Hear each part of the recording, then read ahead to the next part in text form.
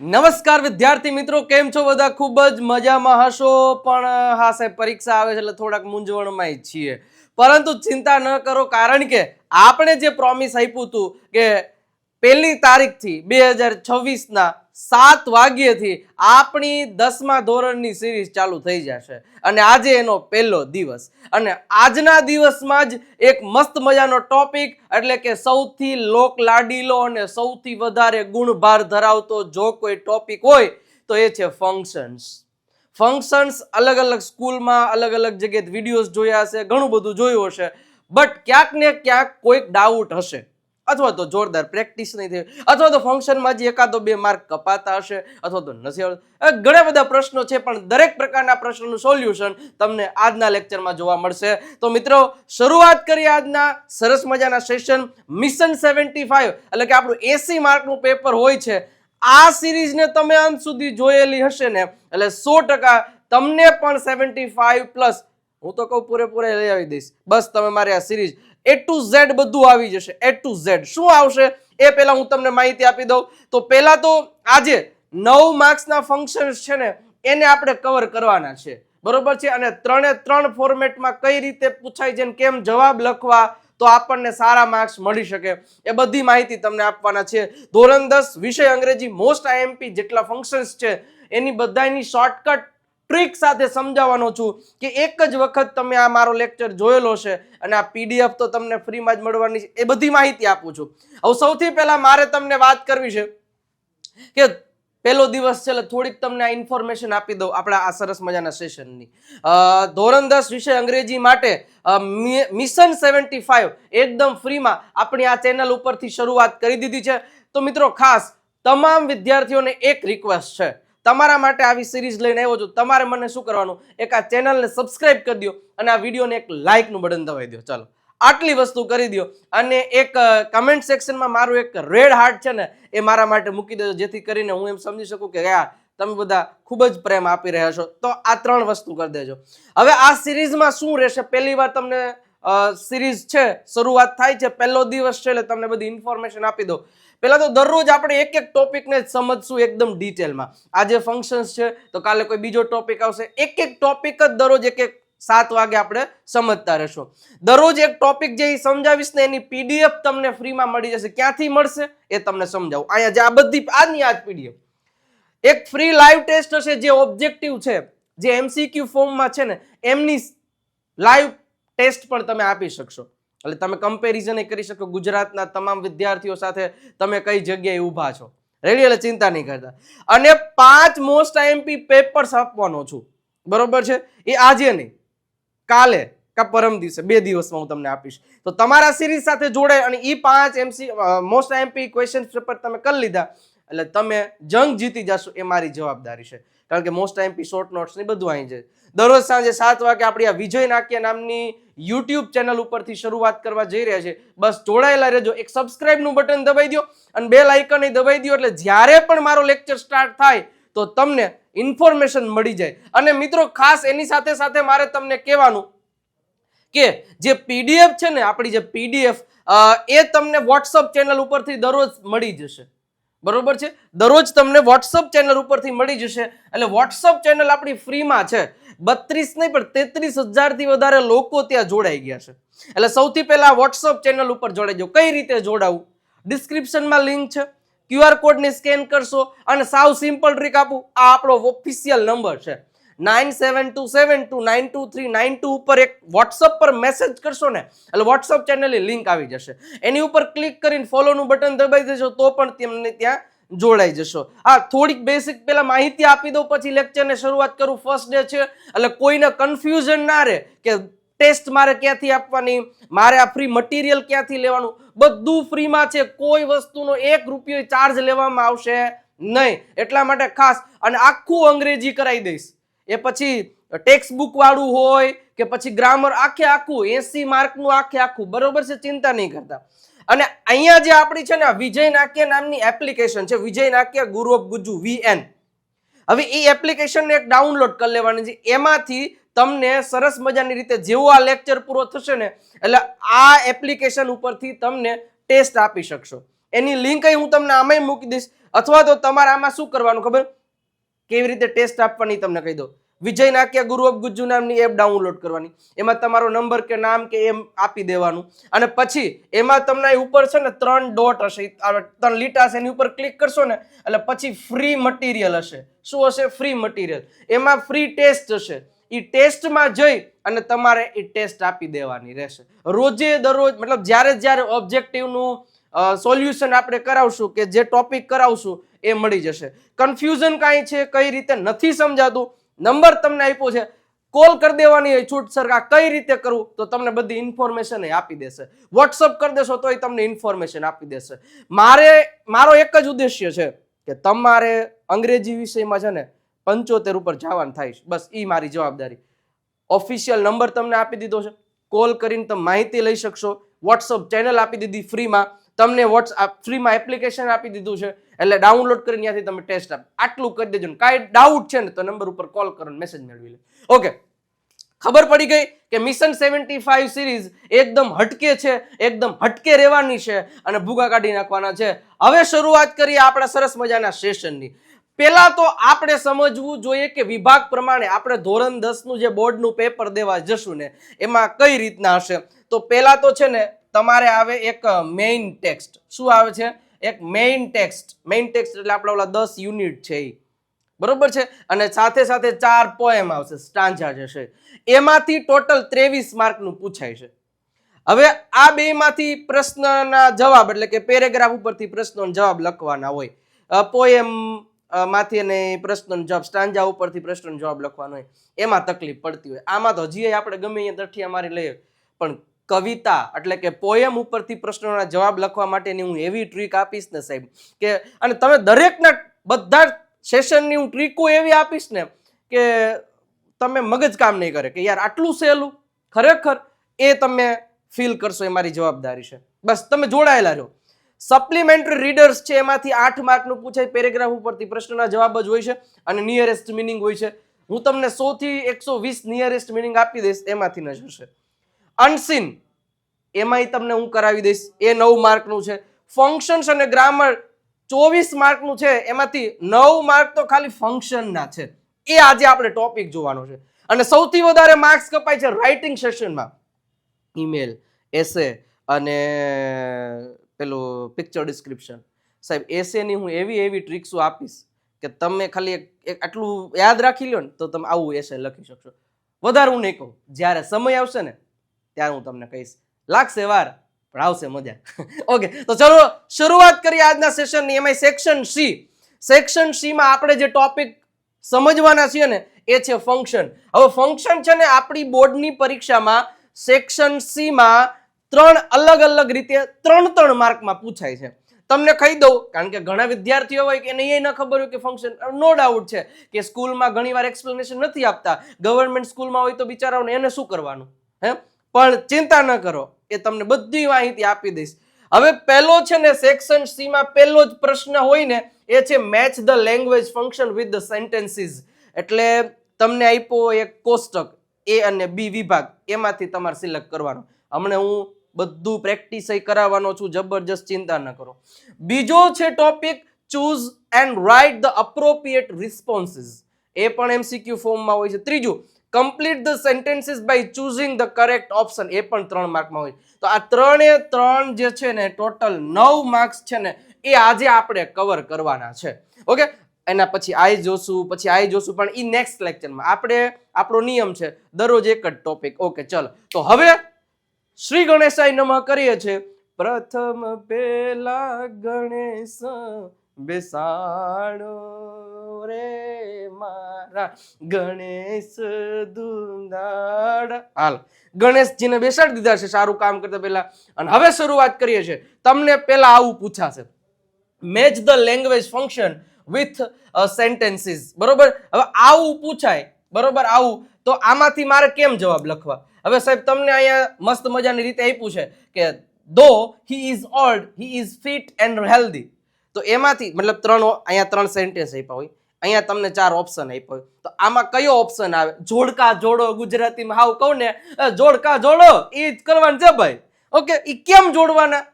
આમાં એવું હું કઈ શોર્ટ ટ્રીક લગાડું તો મને તરત ખબર પડી જાય? અત્યારે નથી પડતી ને, કાંઈ વાંધો હમણાં કહું. એક આવી રીતે પૂછાય છે, એક આવી રીતે પૂછાય છે. એક અડધો ડાયલોગ હોય, એના 4 ઓપ્શન હોય, 4 ઓપ્શનમાંથી કાંઈ લખવાનું હોય. નથી ખબર? કાંઈ ચિંતા ન કરો, તમને 3 ફોર્મેટ સમજાવું છું કઈ રીતે પૂછાય છે. અને એક આવી રીતે પૂછાય છે કે અડધું વાક્ય આપ્યું ને પૂરું તમારે કરવાનું હોય, એના ઓપ્શન 4 આપેલા હોય. પણ હું હવે જે શરૂઆત કરાવીશ એમાંથી તમને શોર્ટકટ ટ્રિક્સ જ યાદ રાખવાની, બીજી કઈ માથાકૂટ જ નથી કરવાની ભાઈ, બીજી કઈ માથાકૂટ જ નહીં. જુઓ હવે શરૂઆત કરીએ છીએ, પણ એની પહેલા સાહેબ હું તમને એક બીજી માહિતી આપી દઉં સરસ મજાની રીતે. ખાસ એક વસ્તુ છે કે જેવું તમારું બોર્ડનું પેપર પૂરું થશે ને, બોર્ડનું પેપર એટલે તરત જ 23 માર્ચ 2026 થી ખાસ સમજો સ્પોકન ઇંગ્લિશ. અત્યારે અંગ્રેજીનું શું મહત્વ છે તમને ન ખબર હોય તો કહી દઉં, કારણ કે જ્યારે તમે બહાર નીકળશો ત્યારે ફ્રી સ્પોકન ઇંગ્લિશ સિરીઝ પણ શરૂ થશે 23 માર્ચ 2026 થી. અત્યારથી ડેટ જાહેર કરી દઉં છું. ક્યારે તો કે, અને 2 આપણી ચેનલ છે, 2 ઉપરથી, એકમાં એક્સપ્લેનેશન, એકમાં પ્રેક્ટિસ, એકમાં એક્સપ્લેનેશન, એકમાં પ્રેક્ટિસ. બસ તમને હું વેકેશનમાં અંગ્રેજી બોલતા કરી દઈશ. તમારા 2 ચેનલને સબસ્ક્રાઇબ કરેલી રાખવાની. એક તો આપણી આ વિજય નાકિયા વાળી, બરોબર છે, અને એક આપણી ચેનલનું નામ છે ગુરુ ઓફ ગુજ્જુ. તેમાં પણ 35,000 થી વધારે લોકો જોડાયેલા છે. તો બંને ચેનલને એક સબસ્ક્રાઇબ કરી દેજો. તમારે મારું એક કામ કરી દેવાનું છે, આ ચેનલને તમે સબસ્ક્રાઇબ કરી દીધી છે, નથી કરી તો કરી દો. અને એક આ ગુરુ ઓફ ગુજ્જુ નામની ચેનલને સબસ્ક્રાઇબ કરી દો પ્લીઝ, રિક્વેસ્ટ. ઓકે, અને એમાં દરરોજ સાંજે 8 અને 9 વાગે 2 લેક્ચર આવશે. 2 તમારે વેકેશનમાં ફ્રી ઓફ કોસ્ટમાં અટેન્ડ કરવાના છે, એટલે ભૂકા નીકળી જશે અંગ્રેજી બોલવામાં. ચાલો હવે શરૂઆત કરીએ છીએ આજના સરસ મજાના સેશનની. હવે જુઓ, અહીંયા જે ફંક્શનનું નામ હશે અને અહીંયા છે ને એ ફંક્શનની શોર્ટકટ ટ્રીક ઓળખવાની છે. તમને હું એક ઉદાહરણ આપું. શું હોય મેચ ધ ફંક્શન એટલે શું? મેચિંગ કરવું. મારે કપડા મેચિંગ કરવા છે, મારે દરડા મેચિંગ કરવા છે, મારી મીઠુડી હારે મન મળે તો ભવના ફેરા ફરવા. હા, એટલે આપણે એવું નથી કરવાનું, આપણે અહીંયા મેચિંગ કરવાનું છે ફંક્શન. હા, મારે ફંક્શન મેચિંગ કરવા છે, મારે ફંક્શન મેચિંગ કરવા છે, મને કીવર્ડ મળી જાય તો મારે ફંક્શન મેચિંગ કરવા છે. નવું ગીત રેડી? શું?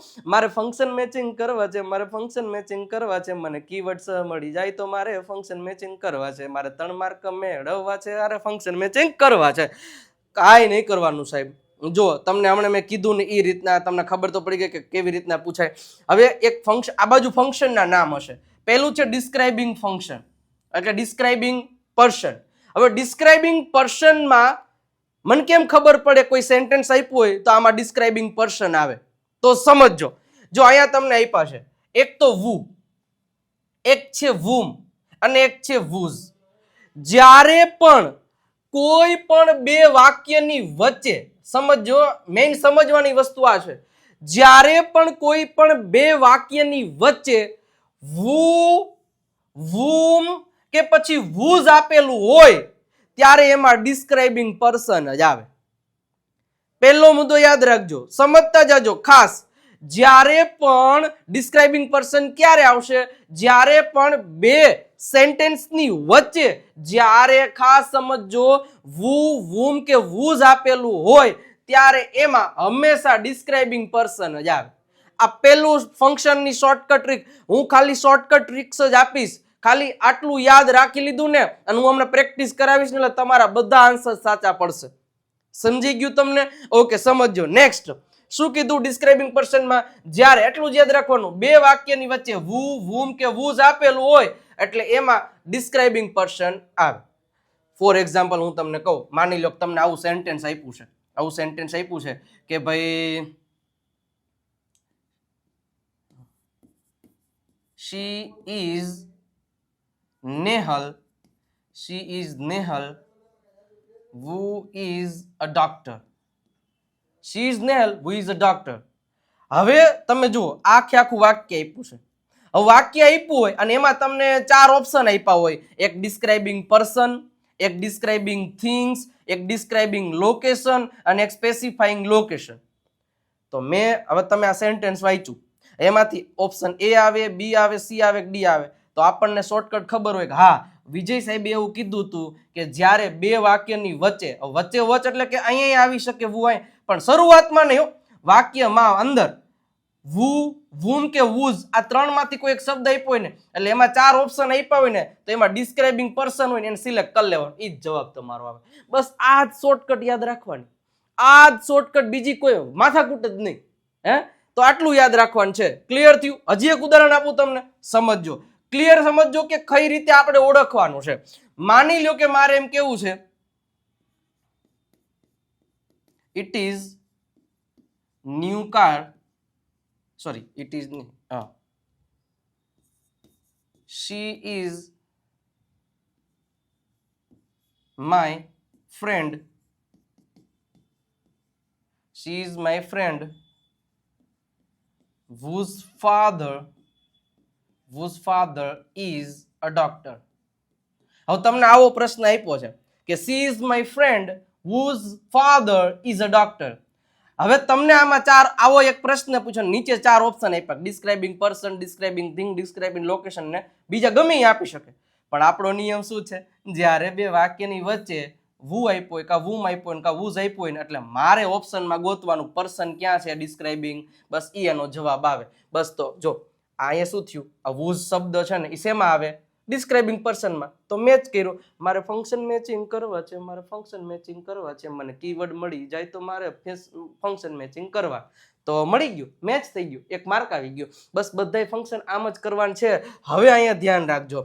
હવે બીજું જુઓ, બીજું શું છે, પેલું ડિસ્ક્રાઇબિંગ પર્સન સમજી ગયા, જ્યારે બે વાક્યમાં વુ, વુમ કે વુઝ આપેલા હોય ત્યારે એમાં ડિસ્ક્રાઇબિંગ પર્સન આવે. સાહેબ હવે આગળ વધો નહીં, મારે તમને આજને આજ અહીંયા ને અહીંયા પાકા કરાવી દેવા છે, તમારો કોઈ દી માર્કડું કપાવવું ન જોઈએ.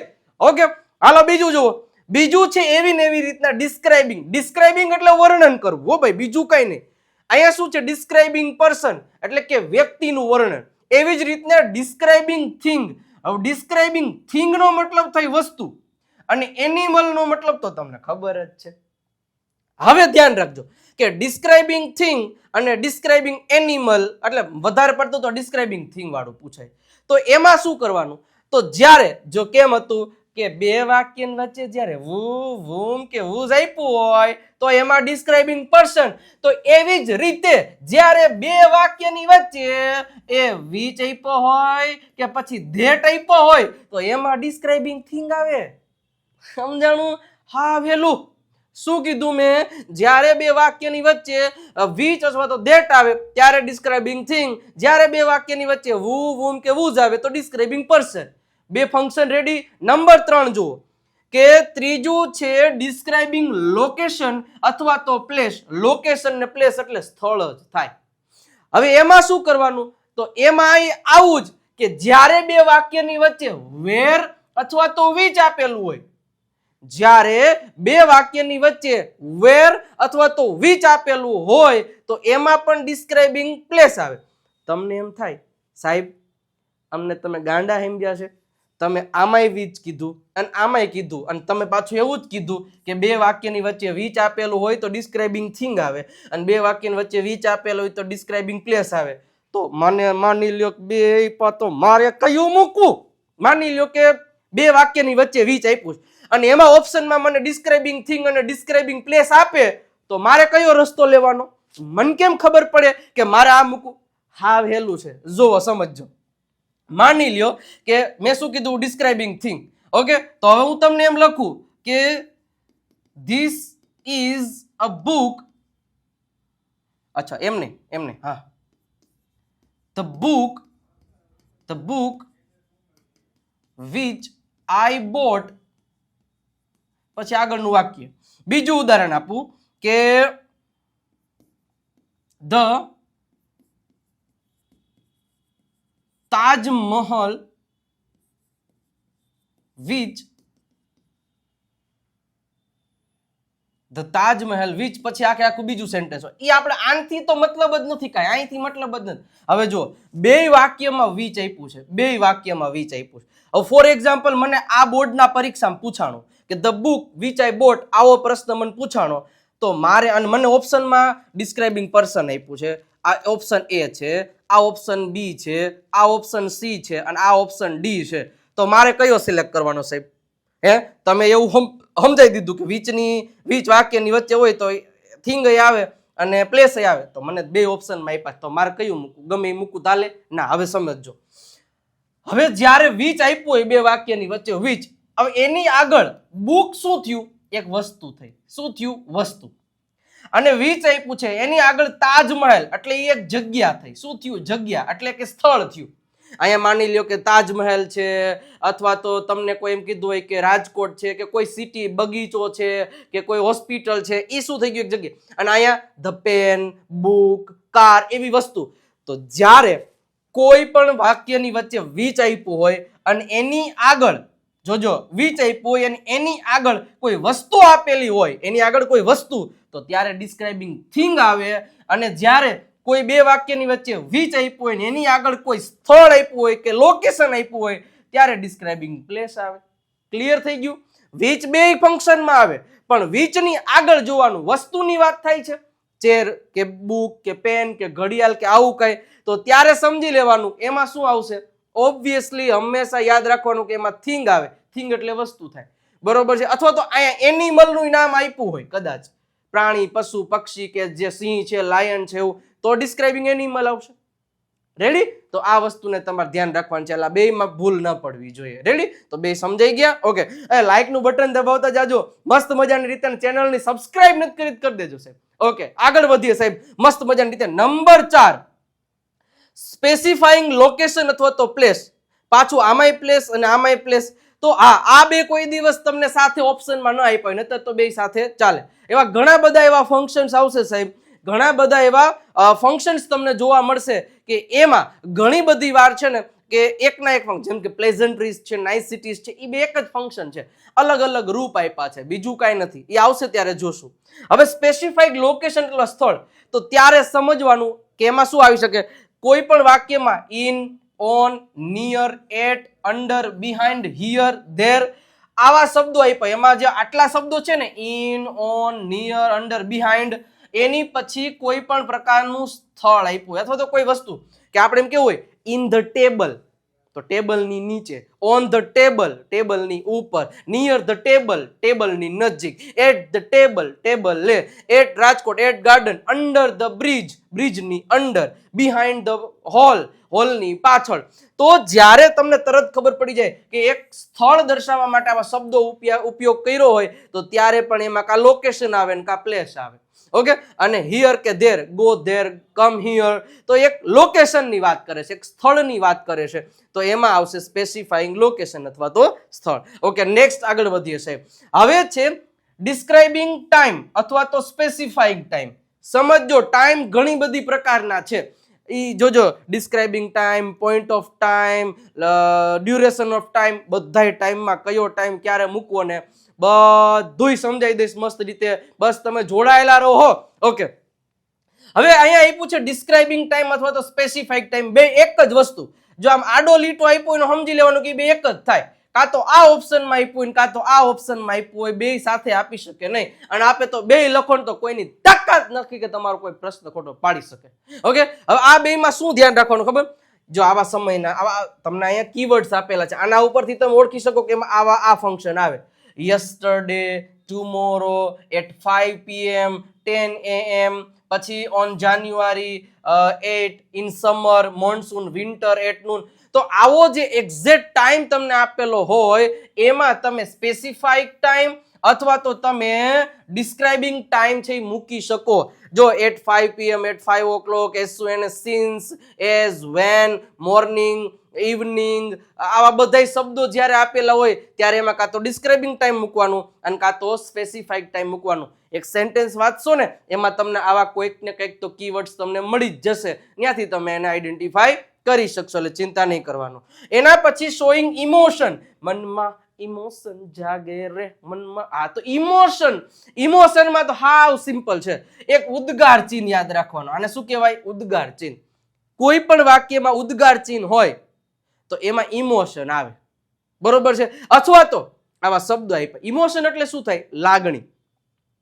લાગણી કોને કહેવાય? માની લ્યો કે જ્યારે કોઈક સારા માર્ક્સ લઈને આવ્યો, કોંગ્રેચ્યુલેશન્સ, તો આપણે એને ખુશીની લાગણી વ્યક્ત કરી. હવે કોઈક એક્સિડન્ટ થયું હોય, ઓ માય ગોડ, તો એ શોકની લાગણી વ્યક્ત કરી. ઓકે, તો તારક મહેતામાં હિપ હિપ હુર્રે, હા તો એ શું કરે છે, આનંદનો ભાવ દર્શાવે. તો હુર્રે, વાવ, ઓ, યે, અલ્લાસ એટલે દુઃખની. તો આવા શબ્દો આપ્યા હોય અને એના ઉદ્ગાર ચિહ્ન આપ્યો હોય તો એમાં હંમેશા ઓપ્શનમાં ક્યાંક ને ક્યાંક ઇમોશન તમને દેખાતું હશે, તો ઇમોશન નામનું ફંક્શન છે ને એ આંખ બંધ કરીને મૂકી દેવાનું. ક્લિયર? ઓકે, નેક્સ્ટ આગળ વધીએ. નંબર 7, એક્સચેન્જિંગ પ્લેઝન્ટ્રીઝ અને નાઇસિટીઝ. હવે નાઇસિટીઝ અને પ્લેઝન્ટ્રીઝ એટલે શું? તો પહેલા તો છે ને એકબીજા, આમાં લાગણીની જ વાત કરવામાં આવે. જો ઇમોશન, પ્લેઝન્ટ્રીઝ અને નાઇસિટી ક્યાંક ને ક્યાંક છે ને એ ત્રણ એક જ સરખા છે, ક્યાંક ને ક્યાંક ત્રણે એક જ સરખા છે. એ ત્રણેયમાંથી કોઈ દિવસ બે સાથે ઓપ્શનમાં ન આપે. ઓકે, હવે જો પ્લેઝન્ટ્રીઝ અને નાઇસિટી એટલે શું હું તમને સમજાવું એટલે તમને ખ્યાલ આવી જશે.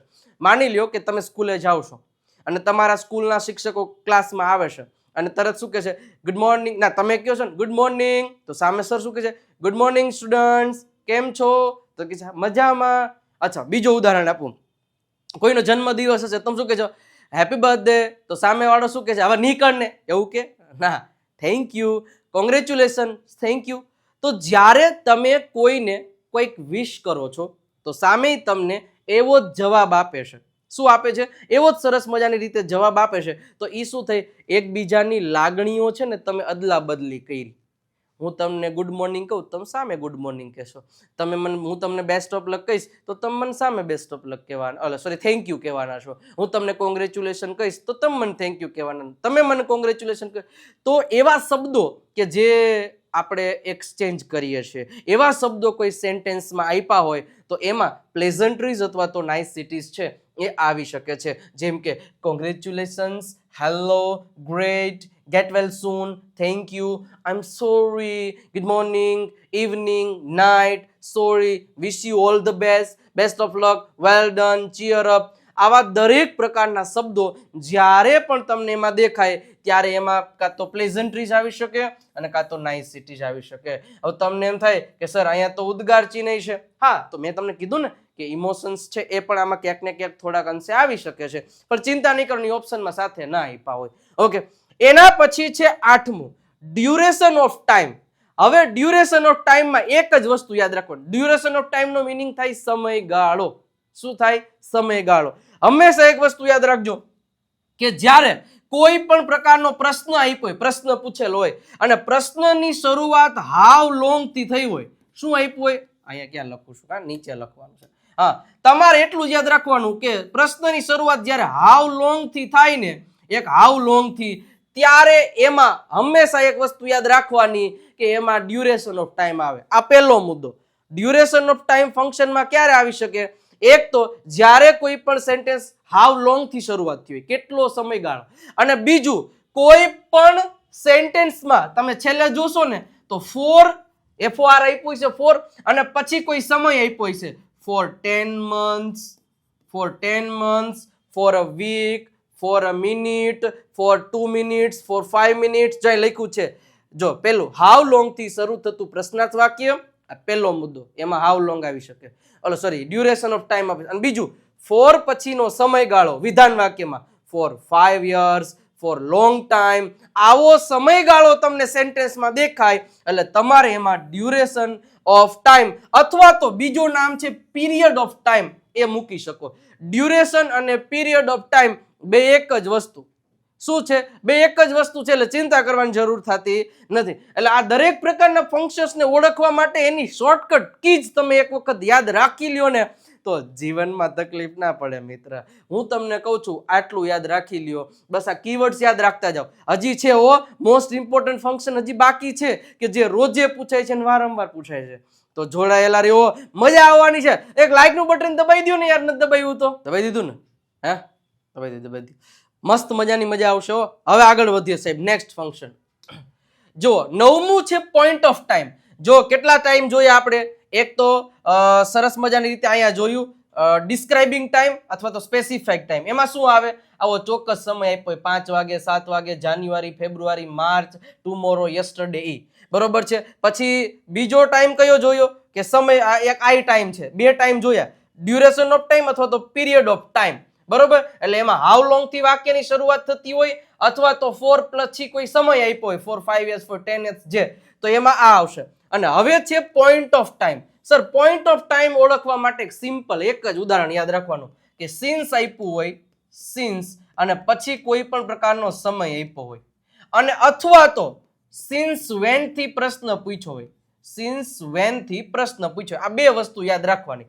મતલબ સિન્સ આવે ને વાક્યમાં, સિન્સ બરોબર, સિન્સ પ્લસ સમય અથવા તો સિન્સ અને વેન, બે શોર્ટકટ યાદ રાખવાની. સિન્સ વેન આવી જાય ને એટલે એમાં પોઈન્ટ ઓફ ટાઈમ આંખ બંધ કરીને મૂકી દેવાનું, અને કાં તો સિન્સ પછી કોઈ સમયગાળો આપ્યો હોય, જેમ કે since 1995, since 1998, since September, since January, since morning, આવું કઈ સિન્સ પછી સમય આપ્યો હોય એટલે એમાં પોઈન્ટ ઓફ ટાઈમ જ મૂકવાનું, બીજું કઈ આવે નહીં. ક્લિયર? ઓકે. એના પછી 10મું સમજજો. 10મું સમજવા જેવું અને મોસ્ટ ઇમ્પોર્ટન્ટ છે, પૂછાય એવું. શું છે કે ઇન્ક્વાયરી એઝ એ નેચર.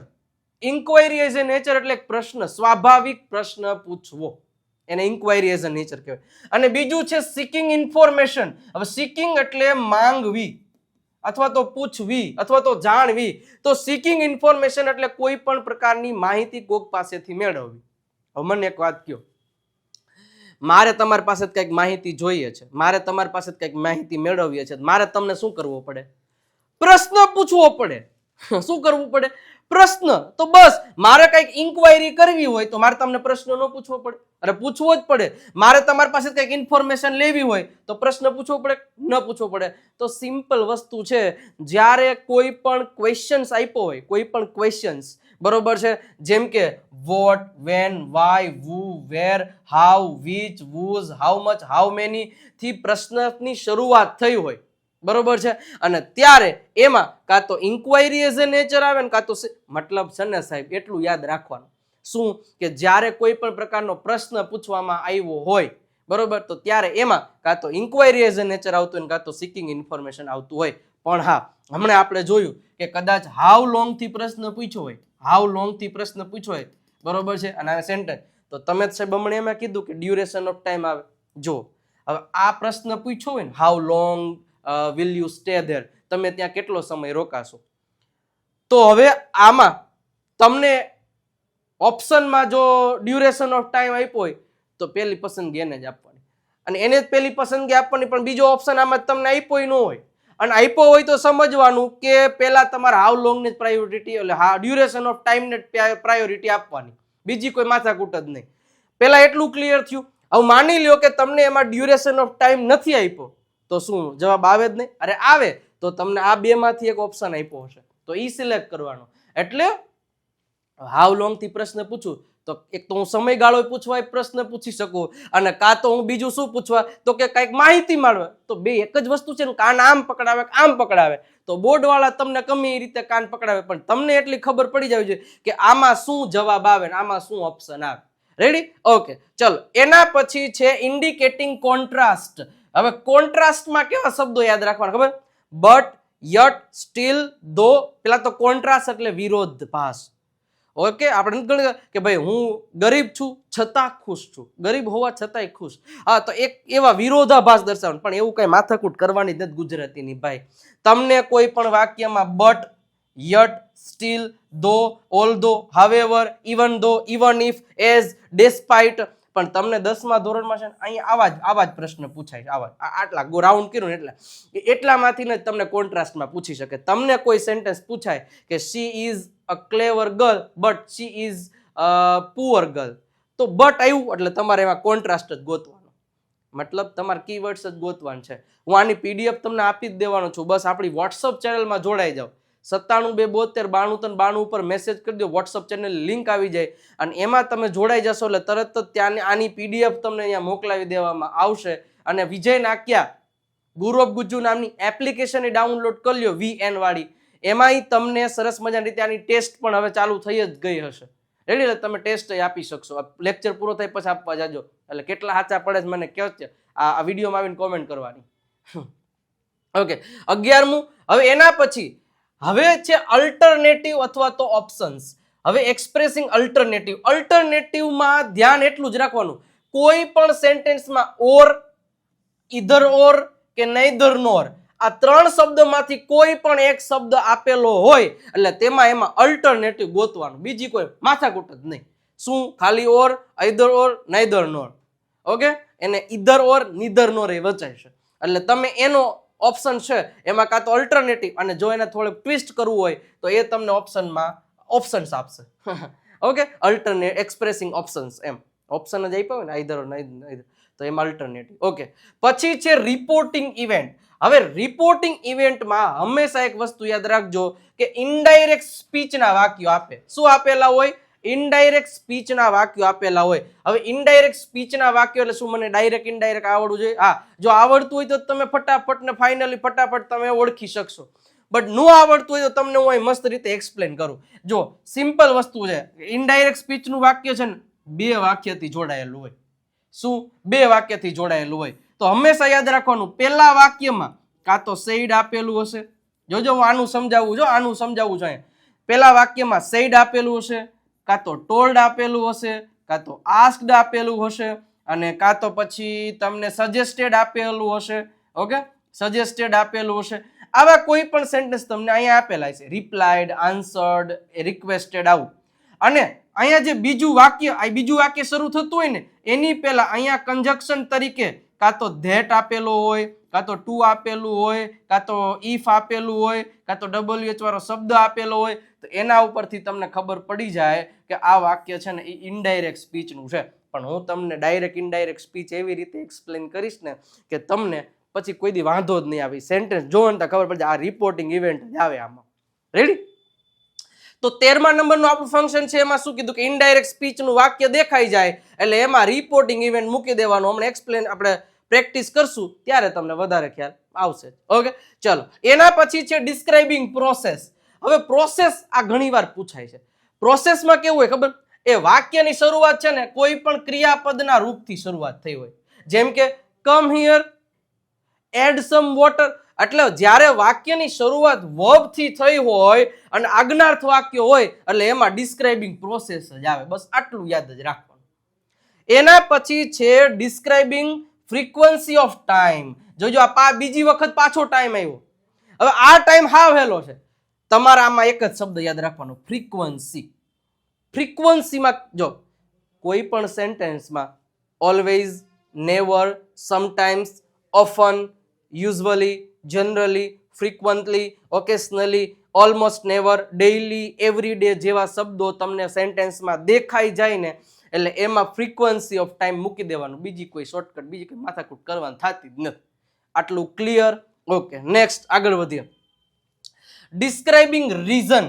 રીઝનમાં કાંઈ 3 શબ્દ 4 શબ્દ યાદ રાખવાનું. એક તો બીકોઝ, એક છે બીકોઝ ઓફ, બરોબર? આ બે શબ્દ ડિસ્ક્રાઇબિંગ રીઝનમાં આવશે. અને આ છે ને સો અને ધેરફોર એ રિઝલ્ટમાં આવશે. બરોબર છે? રિઝલ્ટનું ઓપ્શન યાદ રાખજો, આમાં ભેળવી દીધું છે. જો ડિસ્ક્રાઇબિંગ રિઝલ્ટ, રિઝલ્ટ નામના ફંક્શનમાં આ બે શબ્દ આવે. આ બે ભેગા કરી દીધા છે, બીજું કઈ નથી. ઓકે, બીકોઝ ઓફ, હજી તો આમાં એક આવે સિન્સ આવી શકે અને પછી એઝ આવી શકે. ઓકે, તો આની પછી કોઈ કારણ આપ્યું હોય, સમય આપ્યો હોય તો પોઈન્ટ ઓફ ટાઈમ, આની પછી કારણ આપ્યું હોય તો રીઝન. ઓકે, તરત ખબર પડી જાય તમે જોશો એટલે. અને રિઝલ્ટમાં શું આવે? સો અને ધેરફોર અને એઝ એ રિઝલ્ટ. આવો શબ્દ તમને આપેલા હોય તો એમાં રિઝલ્ટ આવે, અને બીકોઝ ને બીકોઝ ઓફ ને સિન્સ એઝ જેવા શબ્દ આપ્યા હોય તો એમાં રીઝન આવશે. એના પછી છે શોઈંગ સજેશન. હવે સજેશનમાં કાંઈ યાદ નહીં રાખવાનું કે વાક્યમાં શુડ આપેલું હોય અથવા તો વાક્યની શરૂઆત છે ને એ લેટ્સ થી થઈ હોય. શેનાથી થઈ હોય? લેટ્સ થી. તો ત્યારે એમાં શોઈંગ સજેશન આવશે. આટલું યાદ રાખવાનું છે. ઓકે, ચલો. એના પછી છે એબિલિટી. એબિલિટીમાં હાવ એમ સિમ્પલ કે કોઈ પણ સેન્ટેન્સમાં કેન કે કુડ કે એબલ ટુ જેવા 3 શબ્દોમાંથી કોઈ એક શબ્દ આપ્યો એટલે એમાં એબિલિટી આવે. જો તમારે ખાલી કીવર્ડ્સ જ યાદ રાખી લેવાના, 2-3 વાર પ્રેક્ટિસ કરી લેશો ને એટલે તમને ઓટોમેટિક યાદ રહી જ જશે બધાય ફંક્શન. એમાં કાંઈ માથાકૂટ કરવાની થતી જ નથી. પછી છે કમ્પેરિંગ થિંગ્સ. કમ્પેરિંગ થિંગ્સમાં કેવું યાદ રાખવાનું ખબર? કે કોઈ પણ સેન્ટેન્સમાં સો પછી એક શબ્દ આપ્યો હોય ને એઝ આપ્યો હોય. સો એઝ, સો શબ્દ એઝ એટલે કે સો પછી એક શબ્દ ને પાછું એઝ, અથવા તો કોઈ પણ વાક્યમાં એઝ એઝ એવા બે શબ્દ એક સાથે આપેલા હોય, અથવા તો કોઈ પણ વાક્યમાં ઈઆર આપેલો, ER plus than, smaller than, bigger than, taller than, greater than, તો એવું ધેન આવતું હોય ને એટલે સમજી લેવાનું એમાં કમ્પેરિંગ થિંગ્સ આવશે. અથવા તો કોઈ પણ સેન્ટેન્સમાં મોર ધેન, એટલે કોઈ પણ વાક્યમાં મોર ને ઢેલ આપેલી હોય ને તો એમાં કમ્પેરિંગ થિંગ્સ જ થતું હોય, મોર ઢેલ એટલે મોર ધેન. પછી કોઈ પણ વાક્યમાં ઈએસટી વાળું વાક્ય હોય કે બ્યુટીફુલેસ્ટ ના હોય પછી biggest, the biggest, okay, the smallest, તો ઈએસટી એવું આપ્યું, ધ મોસ્ટ, એવા વાક્યો એટલે કે ડિગ્રીના વાક્યો હોય ને એટલે એમાં કમ્પેરિંગ થિંગ્સ આવશે. ઓકે, અને હજી એક છે કન્ડિશન અથવા તો ડિસ્ક્રાઇબિંગ અથવા તો એક્સપ્રેસિંગ કન્ડિશન. કન્ડિશનમાં બે જ શબ્દ યાદ રાખવાના, ઇફ અને અનલેસ થી વાક્યની શરૂઆત થાય તો એમાં કન્ડિશન જ આવે. ક્લિયર? આટલું યાદ રાખવાનું છે. ઓકે, હવે 21મું છે ડિસ્ક્રાઇબિંગ રિક્વેસ્ટ અથવા તો મેકિંગ રિક્વેસ્ટ. સાવ સિમ્પલમાં સિમ્પલ સેન્ટેન્સ છે કે જ્યારે કોઈ પણ સેન્ટેન્સમાં કોઈ પણ પ્રકારની રિક્વેસ્ટ થતી હોય. હવે કેમ ખબર પડે કે રિક્વેસ્ટ થાય? તો કાંઈ ન હોય તો પહેલા તો છે ને કોઈ પણ સેન્ટેન્સમાં તમને પ્લીઝ અથવા તો kindly, please can you give me the pen, please can you tell me, please give me some suggestion, please tell me when will you come at Jamnagar. તો જે કંઈ પણ પ્રકારના સેન્ટેન્સીસ છે એમાં પ્લીઝ અને કાઇન્ડલી વાળા વાક્યો આપ્યા હોય તો એમાં તમે રિક્વેસ્ટ અથવા તો રિક્વેસ્ટ આવી શકે. રિક્વેસ્ટ શબ્દ યાદ રાખવાનો. અથવા તો કોઈ પણ વાક્યની શરૂઆત કુડ, વિલ, વુડ થી શરૂઆત થતી હોય અથવા તો કેન થી. જોજો, કોઈ પણ વાક્યની શરૂઆત, પ્રશ્નાર્થ વાક્યની શરૂઆત કેન, કુડ, વિલ, વુડ થી થતી હોય તો એમાં પણ હંમેશા રિક્વેસ્ટ થતી હોય. કેન યુ ટેલ મી તો રિક્વેસ્ટ થઈ, કેન યુ ગીવ મી તો રિક્વેસ્ટ થઈ. ઓકે, તો આવા રિક્વેસ્ટ થી શરૂ થતા પ્રશ્નાર્થ વાક્ય રચનામાં રિક્વેસ્ટ, મેકિંગ રિક્વેસ્ટ અથવા તો ડિસ્ક્રાઇબિંગ રિક્વેસ્ટ. આ રિક્વેસ્ટ શબ્દ યાદ રાખવાનો ભાઈ, બીજું કઈ માથાકૂટ જ નથી કરવાનું થતી. ઓકે, એના પછી છે નેસેસિટી. નેસેસિટીમાં એક જ શબ્દ મસ્ટ અને હેવ ટુ ને હેઝ ટુ વાળા વાક્ય હોય એટલે એમાં નેસેસિટી આવે, ફરજિયાતપણું દર્શાવે.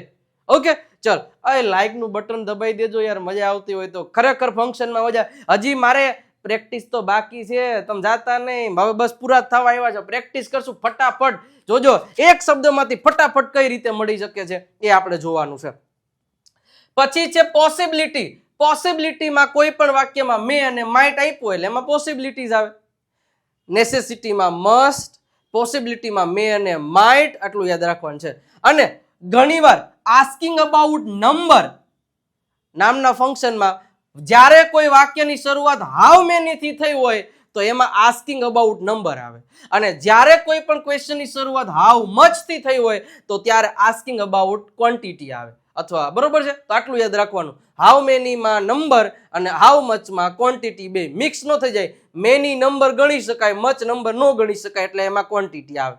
અને 25મું છે મેકિંગ સજેશન અથવા તો એક્સપ્રેસિંગ એડવાઇસ. આ તો આગળ આવી ગયું, યુ શુડ વાળા વાક્ય હોય તો એમાં એડવાઇસ અથવા તો સજેશન છે એ આવી શકે છે. ઓકે, પછી છે એક્સપ્રેસિંગ પર્પઝ. પર્પઝમાં યાદ રાખવાનું in order to, with view to અથવા તો સો ધેટ થી જોડાયેલા વાક્યોમાં પર્પઝ આવશે. પણ આ તમારે બહુ ઓછું ક્યારેક પૂછાય છે, પણ પૂછાય તો તમને ધ્યાન હોવું જોઈએ.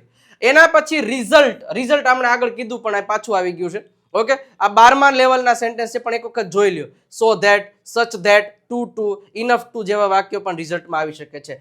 Past event. ભૂતકાળના વાક્યો આપ્યા હોય ને, ભૂતકાળના વાક્યો એટલે મતલબ કોઈ વાક્યમાં V2, કોઈ વાક્યમાં was were કે કોઈ પણ વાક્ય રચનામાં તમને ડીડ આપેલું હોય, આ ત્રણ શબ્દો આપ્યા હોય એટલે એમાં પાસ્ટ ઇવેન્ટ આવે.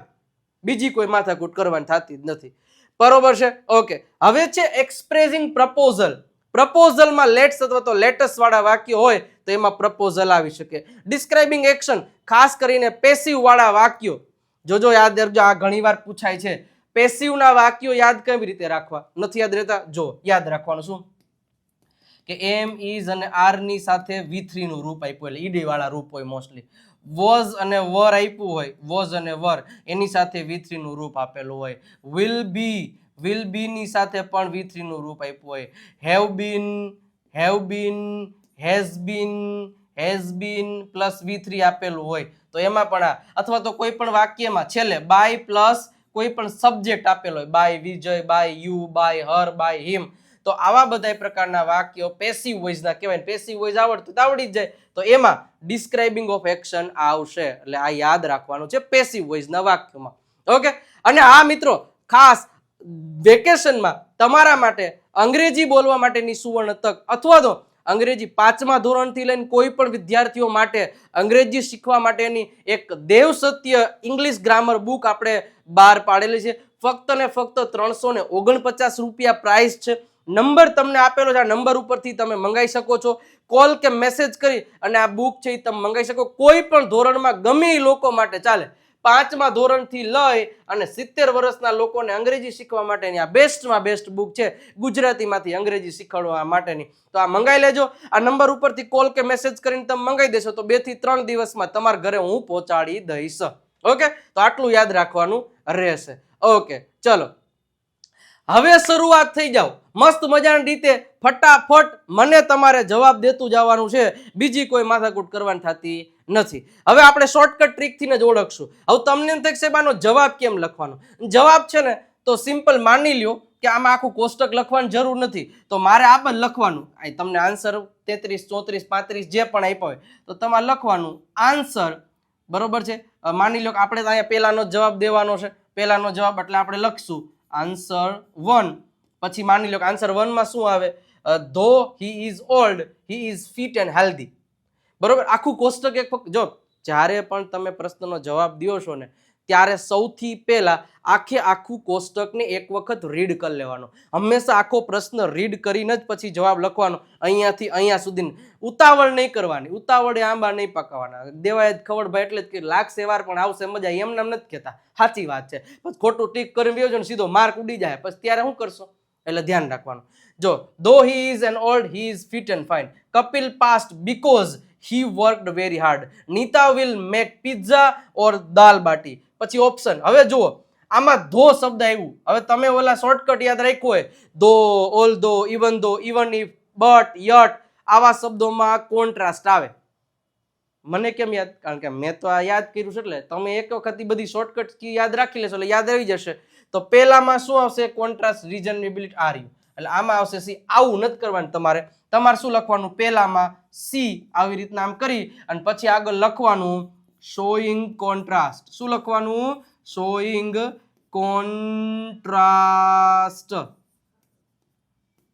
અરે આ રીતે આ રીતે તમારે જવાબ આપવાનો. હું અત્યારે તો ટીક જ કરી દઈશ, પણ તમારે આ રીતે જવાબ આપવાના બધાય.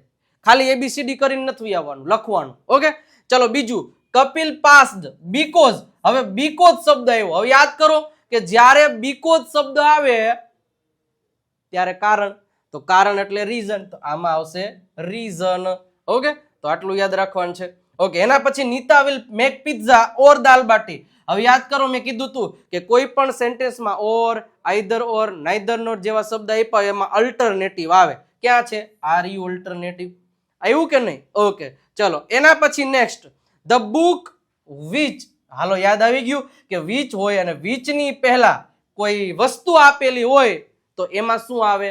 હંમેશા કમ્પેરિંગ, સોરી થિંગ્સ આવે. કમ્પેરિંગ નહીં, એક્સપ્રેસિંગ થિંગ્સ અથવા ડિસ્ક્રાઇબિંગ થિંગ્સ. તો આમાં થિંગ્સ ક્યાં છે? Are you. તો પહેલામાં આવશે સી. ઓકે, ચલો. It is so kind of you. ઉદ્ગાર ચિહ્ન છે. ઉદ્ગાર ચિહ્નમાં આપણે કીધું હતું કાં તો પ્લેઝન્ટ્રીઝ, નાઇસિટી. અહીંયા શું આપ્યું હોય? It is so nice of you. સારી વાત કરી છે તો પ્લેઝન્ટ્રીઝ આવે. તો આમાં આવશે pleasantries. Okay, open your wallet, take some money and hand it over to me. ક્રિયાપદથી વાક્યની શરૂઆત થઈ છે. કેનાથી વાક્યની શરૂઆત થઈ છે? ક્રિયાપદથી. તો જ્યારે પણ કોઈ સેન્ટેન્સની શરૂઆત ક્રિયાપદથી થાય ત્યારે એમાં ડિસ્ક્રાઇબિંગ પ્રોસેસ આવે. ઓકે, તો આમાં આવશે ડિસ્ક્રાઇબિંગ પ્રોસેસ. ક્લિયર? જોજો એક શોર્ટકટ થી જ તમે જવાબ આપી શકશો. હવે તમે આજે તમારે છે ને મસ્ત મજાની રીતે હું પીડીએફ મોકલી દઉં, રીડ કરીને ગોખી નાખો. બીજી કોઈ માથાકૂટ જ નહીં. બોર્ડમાં એક માર્ક નો કપાવો જોઈએ. બીજું યુ શુડ. હવે શુડ આવે એટલે તરત ખબર પડી જવી જોઈએ કે આમાં એડવાઇઝ અપાતી હોય. તો શુડ વાળા વાક્યમાં એડવાઇઝ. સ્પીડમાં જવાબ દેવાની રાખજો. આપણે ફટાફટ ટાઈમ વધારે નથી લેવો. What a nice book it is. હવે જુઓ અહીંયા વોટ અ નાઇસ બુક. તો આને શું કહેવાય? એક્સક્લેમેશન માર્ક કઈ કહેવાય ને? તો શોઈંગ એક્સપ્લેનેશન માર્ક એટલે એક્સપ્લેનેશન એમાંય તમે કહી શકો. Why do you want to buy, હવે જો વાય થી શરૂઆત થયું એટલે why do you want to buy a TV, એટલે તમને પ્રશ્ન પૂછ્યો, ગુજરાતી કરવાનું છે, પ્રશ્ન પૂછ્યો હોય તો કાં તો સીકિંગ ઇન્ફોર્મેશન અને કાં તો ઇન્ક્વાયરી એઝ અ નેચર છે, are you inquiry as a nature, એટલે જવાબમાં મળી ગયો એ. ઓકે, નેક્સ્ટ આગળ વધીએ. If you will work hard you will get success. મેં કીધું તું કોઈ પણ સેન્ટેન્સમાં ઇફ કે અનલેસ હોય એટલે એમાં કન્ડિશન મૂકી દેવાનું. કન્ડિશન ક્યાં? કન્ડિશન ગોતો, આર યુ સી. મળી ગયો? જોજો એક એક શોર્ટકટ થી જ મળશે. Naresh is as toll, Naresh is as toll as. હવે જ્યારે કોઈ પણ સેન્ટેન્સમાં એઝ આવ્યું હોય એટલે સમજી લેવાનું કમ્પેરિઝન થતી હોય. શોર્ટકટ યાદ રાખેલી હોય એટલે વાંધો ન આવે. આમાં આવશે કમ્પેરિઝન. ઓકે, ચલો એના પછી પ્લીઝ ગીવ મી. જોજો પ્લીઝ રિક્વેસ્ટ, રિક્વેસ્ટ કરે છે તો રિક્વેસ્ટ ક્યાં છે? Request are you be. Clear? ફટાફટ આમાં આન્સર આપવાનો, બીજું કઈ છે જ નહીં. ઓકે, એના પછી તમને આ રીતે પૂછાય તો ચૂઝ, તો આમાં સીધા ઓપ્શન જ આપેલા હશે. કેયુર ખાલી જગ્યા, ઇન્ક્વાયરી એઝ અ નેચર. હવે ઇન્ક્વાયરી એઝ અ નેચર એટલે પહેલા તો પ્રશ્ન પૂછવાનો હોય. હવે પ્રશ્ન 4 એ 4 છે તો હવે એનો જવાબ વાંચવાનો. શું કે ટુ સિમલા એન્ડ કુલુ મનાલી. હવે ટુ સિમલા એન્ડ કુલુ મનાલી, હવે તમને where did you go there, when એટલે કે તમે ક્યારે ગયા હતા, તો આમાં ક્યાંય સમય જવાબ આપ્યો છે એટલે આ ઓપ્શન નો આવે. Where do you go during the summer vacation to Simla અને કુલુ મનાલી. હવે ધ્યાન રાખજો કે આ એ વસ્તુ ના આવી શકે, તમે દર વખતે થોડા ત્યાં જાઓ. વેર did you go during the summer vacation, તમે સમર વેકેશન દરમિયાન ક્યાં ગયા, તો પ્રશ્ન પૂછ્યો તેનો જવાબ આવ્યો કે to Simla and Kullu Manali. Okay, અને વેન, વેન વાળો તો પ્રશ્ન પૂછે જ નહીં, જગ્યા છે એટલે તમારે વેર થી જ પ્રશ્ન પૂછવો પડે. તો આવું યોગ્ય છે ને જોડકું મેચિંગ કરી દેવાનું એટલે વાર્તા થઈ જાય પૂરી. બીજું છે Ashwin, inquiry as a nature. એમાંય છે I do my homework from 7 PM to 9:30 PM. હવે સમય વિશે પ્રશ્ન પૂછ્યો તો વોટ થી તો સમય વિશે પ્રશ્ન ન પૂછી શકાય, વેન થી પૂછી શકાય, વેન થી પૂછી શકાય, હાઉ ડુ યુ થી પ્રશ્ન ના પૂછી શકાય. હવે જુઓ ધ્યાન રાખજો, અહીંયા આઈ ડુ માય વર્ક એટલે આ શું છે? પ્રેઝન્ટ ટેન્સ છે. ઓકે, તો વેન વિલ, તો અહીંયા તો ભવિષ્યમાં પ્રશ્ન પૂછ્યો તો ભવિષ્યમાં તમે પ્રશ્ન પૂછો જવાબ એ ભવિષ્યમાં જ હોવો જોઈએ. રેડી? તો અહીંયા આવશે સી રાઈટ આન્સર કે when do you do your homework, તો આઈ ડુ માય હોમવર્ક એટલે જોવાનું કે જવાબ કયા કાળમાં આપ્યો તો એ જ કાળમાં પ્રશ્ન પૂછેલો હોવો જોઈએ. Okay, next. Papa why have you scored less mark in English dear. તો રીઝન આપવાનું છે શા માટે તમે ઓછો. રીઝન શેનાથી આપે? સિન્સ, એઝ અથવા તો બીકોઝ. તો બીકોઝ એકમાં જ છે, મૂકી દો જવાબ, બીજી કોઈ માથાકૂટ જ નહીં. 4 એ 4 ઓપ્શન વાંચવાના, બીકોઝ બીજે ક્યાંય નથી ને તો પછી બેયને પાછું કમ્પેર કરવાનું, જોવાનું કે શું ભૂલ છે બેયમાંથી. રેડી? આ રીતે જોવાનું. ચલો એના પછી customer, inquiry as a nature. It is about 55,000 including all tax. How much is the TV set? What is the special? જો સ્પેશિયાલિટી નથી પૂછી. How many is the TV set of? How many થી કોઈ દી કિંમત ન પૂછાય, હંમેશા how much થી જ કિંમત પૂછી શકાય. રેડી? એટલે એ જવાબ આવશે.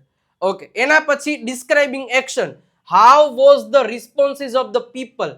People નો રિસ્પોન્સિસ કેવો હતો? તો હવે પેલા તો ઉપર મેં શું કીધું? ડિસ્ક્રાઇબિંગ એક્શન એટલે કે પેસિવ વોઇસ ના વાક્ય હોય. હવે પેસિવ વોઇસ ના વાક્યોમાં શું હોય? Am is are plus V3 was were plus V3 મેં તમને કીધું તો એ જ પ્રમાણે.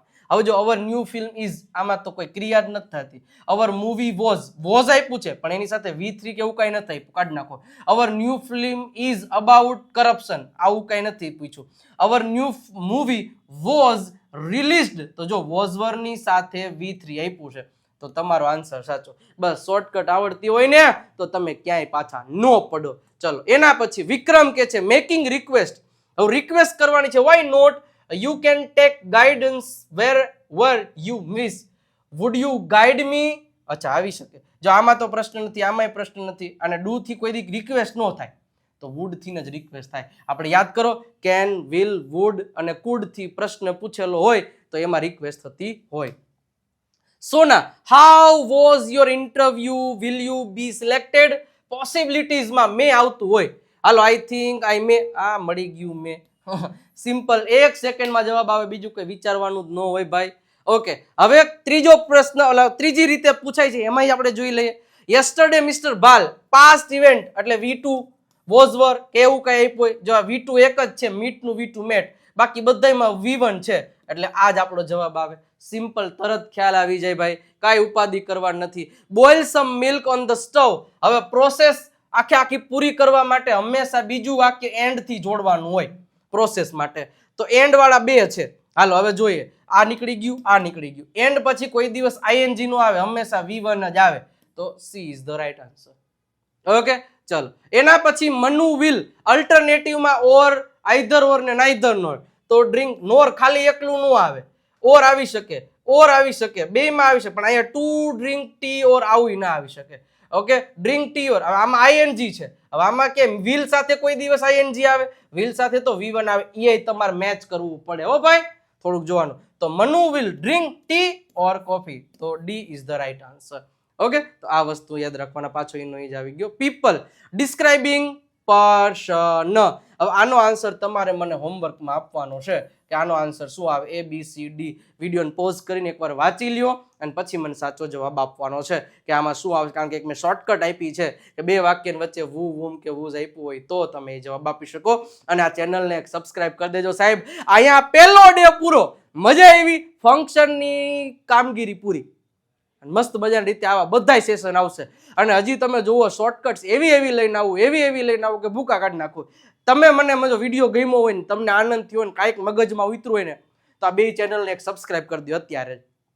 એક તો અત્યારે જોવો છો એ જ, અને અત્યારે એક સર્ચ કરી દો ગુરુ ઓફ ગુજ્જુ, એને સબસ્ક્રાઇબ કરી દો. તે તમને ચેનલ એ ખૂબ જ ઉપયોગી છે, એટલે ખાસ એને કરી દો. 23 માર્ચ 2026 થી આપણે સરસ મજાની રીતે આપણે સિરીઝ ચાલુ કરવાના છે સ્પોકન ઇંગ્લિશની, તો કરી દેજો. અને ખાસ મિત્રો આપણી જો આજે ગુરુ ઓફ ગુજ્જુ, અને હા આમાં અત્યારે જોડાઈ જાઓ, QR કોડને સ્કેન કરી દો, તો આ નંબર ઉપર એક મેસેજ કરી દો વોટ્સઅપ ચેનલમાં, એટલે તમને એક સરસ મજાની લિંક આવી જશે. લિંક ઉપર ક્લિક કરીને ફોલોનું બટન દબાઈ દેજો.